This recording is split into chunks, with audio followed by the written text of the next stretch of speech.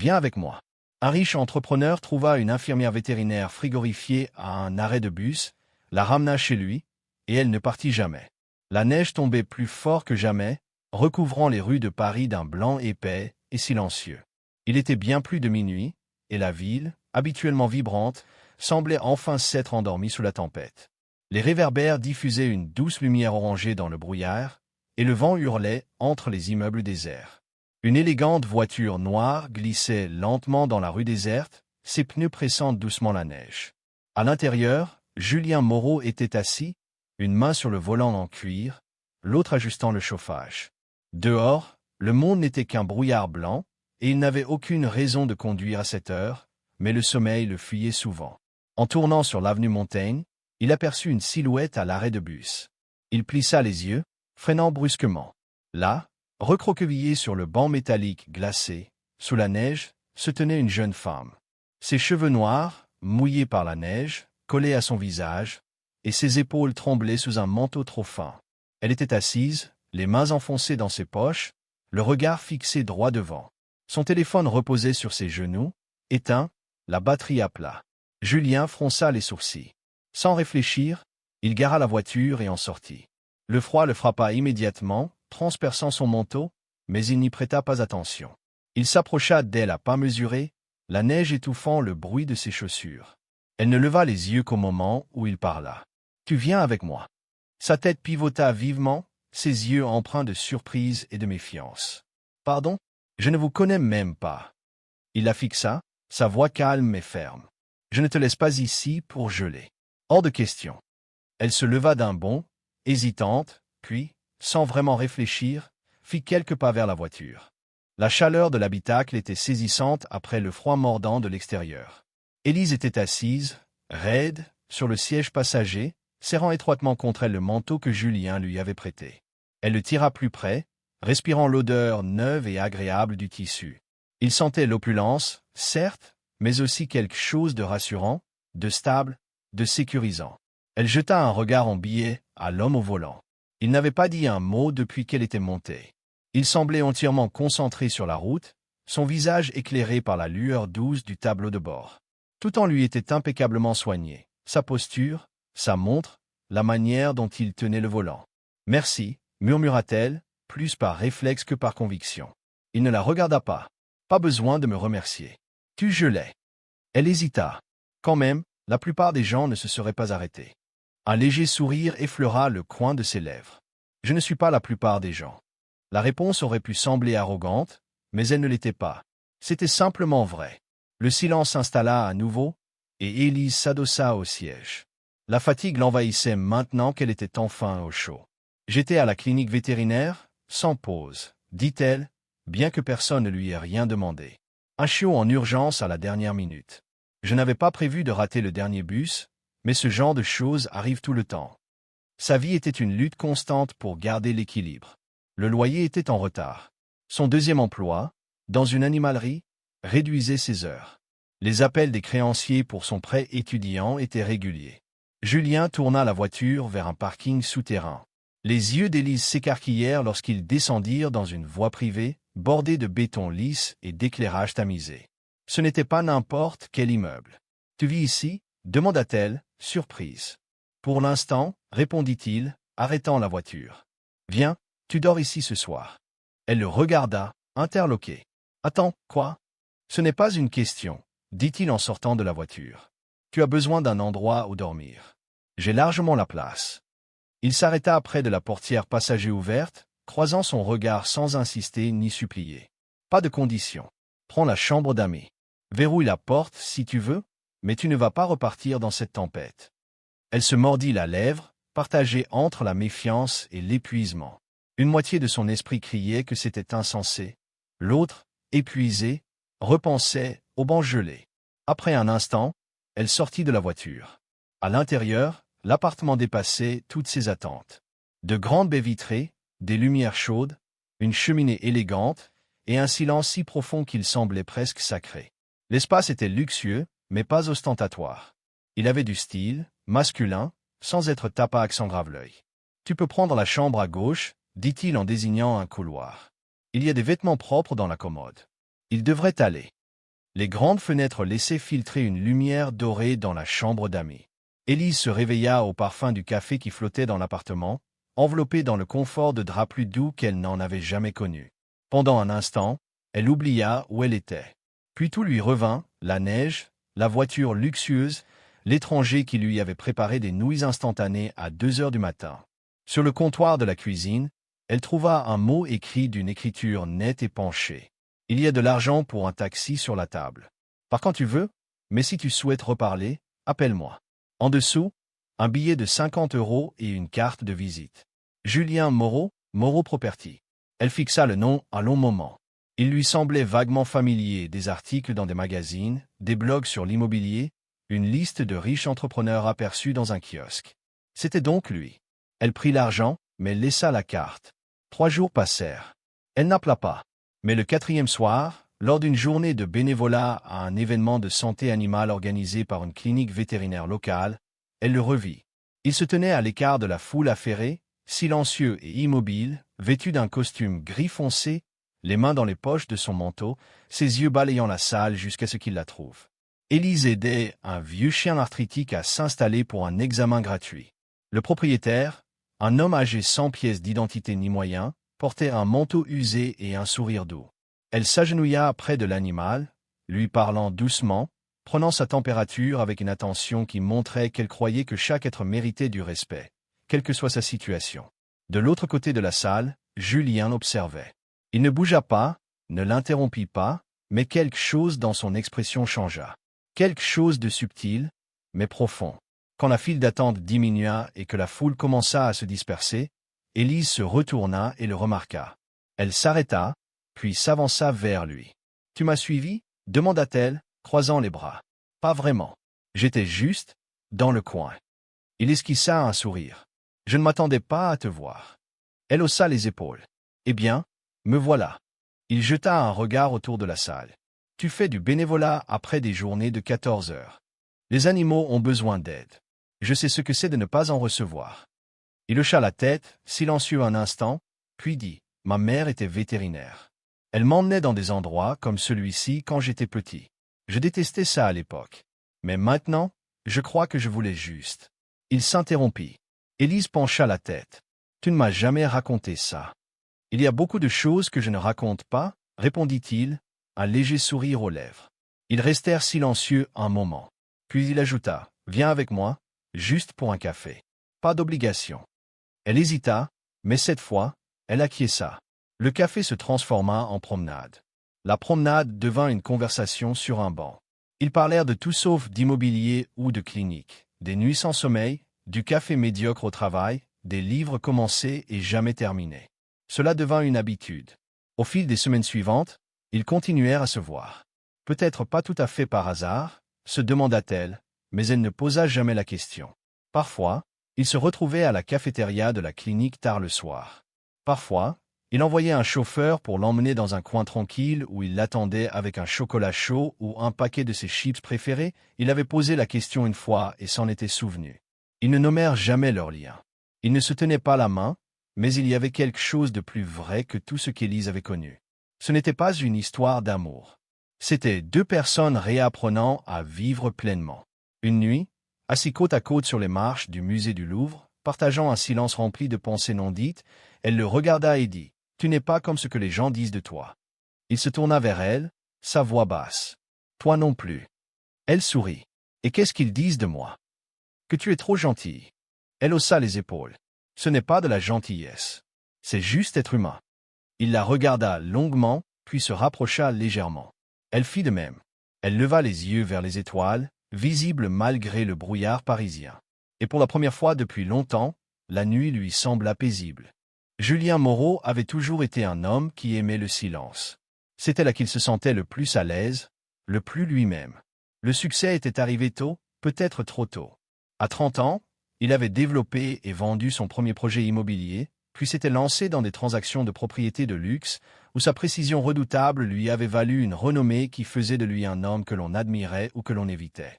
Mais l'argent n'avait jamais comblé le vide de sa vie. Il ne faisait qu'effleurer la surface. Il avait 12 ans lorsque sa mère était morte. Un cancer, rapide et cruel. Elle avait été vétérinaire dans une petite clinique de quartier, du genre à rester tard pour soigner un animal abandonné, à offrir des couvertures aux sans-abri avec leurs chiens, à embrasser son fils avant de dormir même lorsqu'elle était trop épuisée pour tenir debout. Son père, un homme froid obsédé par les affaires, n'avait pas su quoi faire d'un enfant en deuil. Alors, il avait envoyé Julien en pension et s'était concentré sur ses dossiers. À 25 ans, Julien avait des millions. À 50 ans, des milliards. Mais rien de tout cela ne lui avait fait oublier sa mère. Dans son bureau privé, dissimulé derrière des parois de verre et du bois verni, il gardait une photo qui ne déplaçait jamais. Une vieille image de sa mère en blouse de vétérinaire, souriant à l'objectif comme si rien ne pouvait mal tourner. La blouse d'Élise était presque identique. C'était la première chose qu'il avait frappée chez elle, avant même ses mains tremblantes ou sa voix assurée. Il ne le lui avait jamais dit. À la place, il avait commencé à faire ce qu'il savait faire de mieux, agir en silence. À travers des démarches légales discrètes, il retrouva les prêts étudiants d'Élise et les remboursa intégralement. Il créa un fonds de santé animale en son nom à l'école vétérinaire où elle avait étudié, sans fanfare ni reconnaissance. Il découvrit que la clinique où elle travaillait peinait à maintenir son programme de soins gratuits pour les animaux des plus démunis, surtout en hiver. Une donation anonyme, suffisamment généreuse pour assurer son fonctionnement pendant 5 ans, fut versée. Il était prudent. Il ne laissait jamais Élise voir ce qu'il faisait dans l'ombre. Pour elle, il restait simplement Julien, étrange, silencieux, généreux à sa manière. Il ne changeait pas ses plans pour assister à une réunion où elle pourrait être, ni ne passait des heures dans sa voiture sous une tempête de neige devant la clinique pour s'assurer qu'elle arrive saine et sauve à son service de nuit. Il se disait que ce n'était pas une question de contrôle, mais de s'assurer qu'elle avait la liberté de continuer à faire ce qu'elle aimait. Il avait vu ce que l'épuisement total faisait aux gens comme elle. Il l'avait vu dans les yeux de sa mère, à la fin. Il ne laisserait pas Élise porter ce même fardeau, du moins pas seule. Certaines nuits, après l'une de leurs rencontres informelles, il rentrait chez lui et s'arrêtait dans son bureau, fixant la photo de sa mère. Il pensait au sourire d'Élise lorsqu'elle s'occupait de ses patients à 4 pattes, à la force avec laquelle elle défendait leur bien-être. Il murmurait à l'image, « Vous étiez pareil ». Mais il ne disait jamais ces mots à Élise. Pas encore. Il apprenait encore à révéler cette part de lui-même, celle qu'un petit garçon en costume noir avait enfouie il y a longtemps, près d'un cercueil, lorsqu'il avait cessé de croire que la vie pouvait être douce. Élise changeait cela, avec chaque geste sincère, chaque histoire partagée tard le soir autour d'un thé ou d'une tasse de café tiède. Elle fissurait le mur de protection qu'il avait porté pendant des décennies. Mais elle ignorait ce qu'il faisait pour elle en secret. Il ne le faisait pas pour être remercié. Il le faisait parce que quelque chose en elle rendait le silence en lui moins oppressant. Et pour un homme comme Julien Moreau, c'était tout. La clinique vétérinaire sentait l'antiseptique et le café éventé.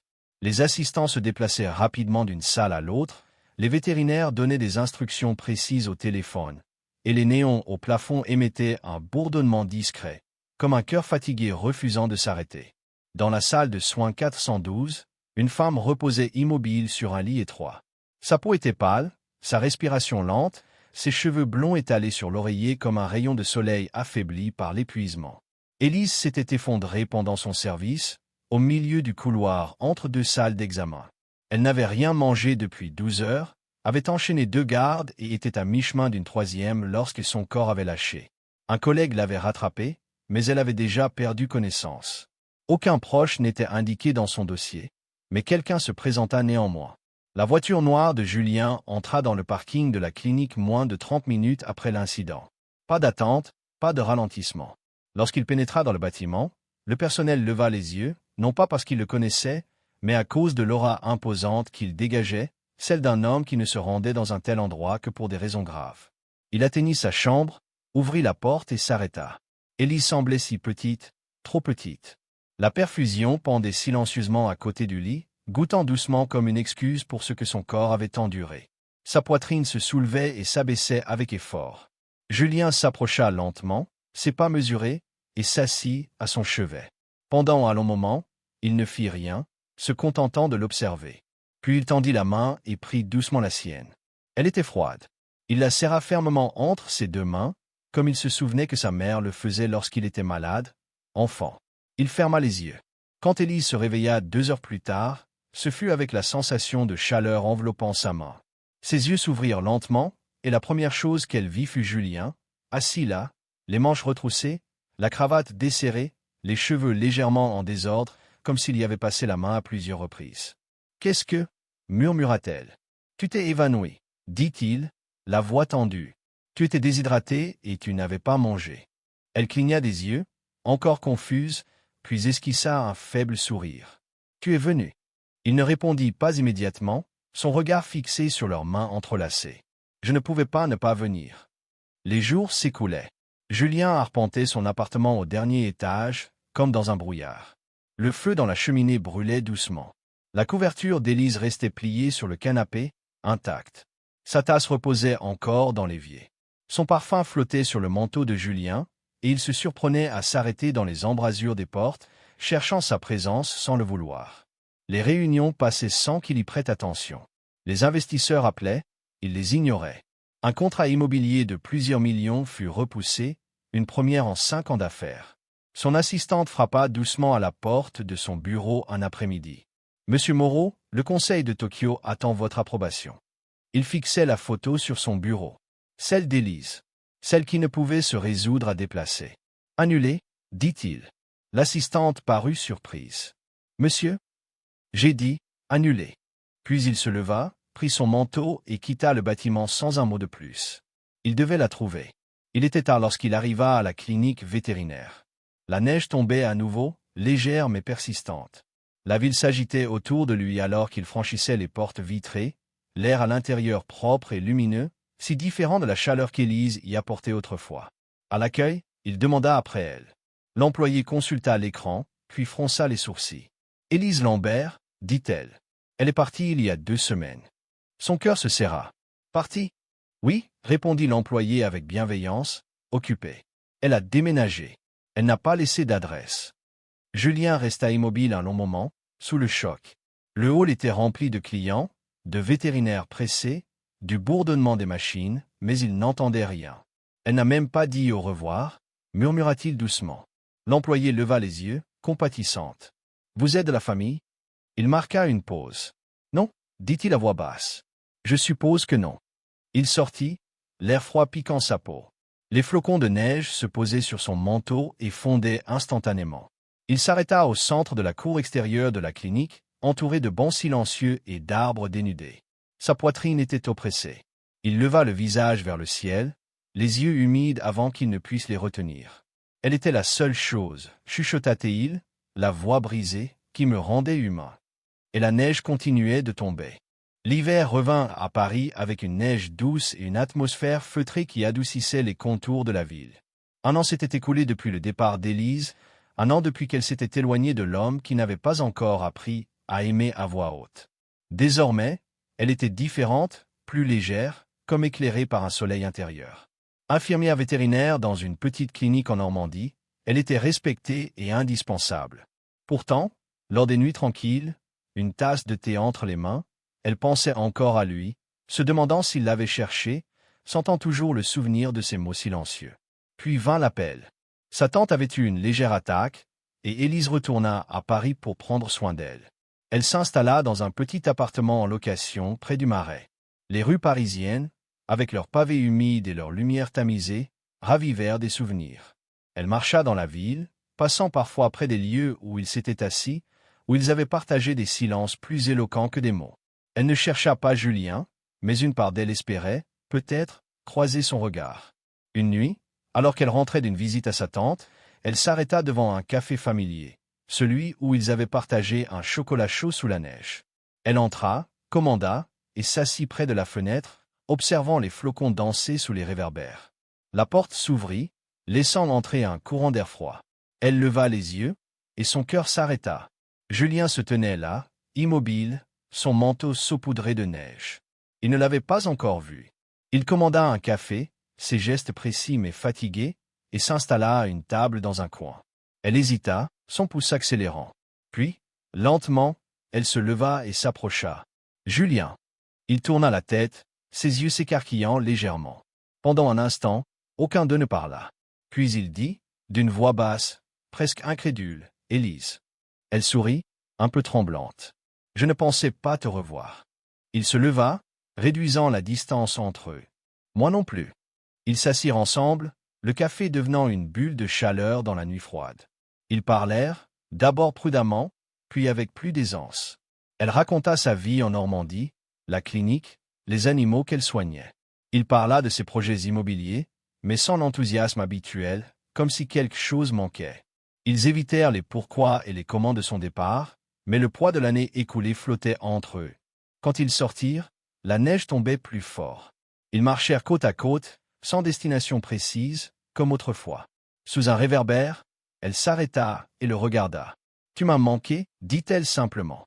Il la fixa, ses yeux cherchant les siens. « Toi aussi. » Sa voix était rauque, comme s'il avait lutté pour dire ces mots. Puis, doucement, il tendit la main et effleura la sienne. Elle ne la retira pas. La neige continuait de tomber, recouvrant Paris d'un silence complice. Partie 8. Le printemps arriva à Paris, peignant les rues de touches de verre et de fleurs naissantes. Julien et Élise avaient repris l'habitude de se voir, d'abord par hasard, puis avec une intention non dite.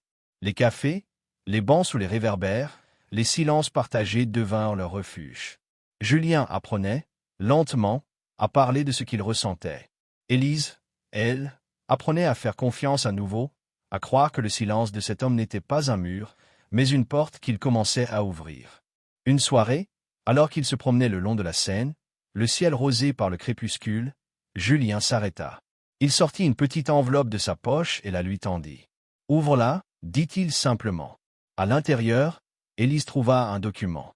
C'était un acte de donation pour un fonds de soins vétérinaires gratuits, créé en son nom, destiné à la clinique où elle avait travaillé à Paris. Elle leva les yeux, stupéfaite. « Julien, c'est toi qui as fait ça ?» Il hocha la tête, son regard ferme mais doux. « Je voulais que tu puisses continuer ce que tu fais, où que tu sois, sans le poids du reste. » Elle sentit ses yeux s'embuer. « Pourquoi ne m'as-tu rien dit ?» Il haussa les épaules, un sourire timide aux lèvres. « Ce n'était pas pour être remercié. C'était pour toi. » Elle replia le document, le cœur lourd de reconnaissance et d'autres choses, plus profonds. Ils reprirent leur marche, mais cette fois, leurs doigts s'entrelacèrent, un geste naturel, comme s'il avait toujours été là. Ils parlèrent de l'avenir, pas de grands plans, mais de petites choses. Un week-end à la campagne, un livre qu'ils liraient ensemble, un chien qu'Élise voulait adopter. Des mois plus tard, dans l'appartement de Julien, une nouvelle photo trônait sur son bureau, à côté de celle de sa mère. C'était Élise, riant, un chiot dans les bras, lors d'une journée ensoleillée au parc. Il la regardait parfois, lorsque le silence revenait, mais ce silence n'était plus vide. Il était rempli d'elle. Il n'avait pas besoin de nommer ce qu'ils étaient. Ils étaient Julien et Élise, deux âmes qui s'étaient trouvées dans une tempête de neige et qui, ensemble, avaient appris à faire de chaque jour un peu plus doux. Et sous les étoiles de Paris, alors que la ville scintillait autour d'eux, ils savaient que, cette fois, ils ne se quitteraient plus.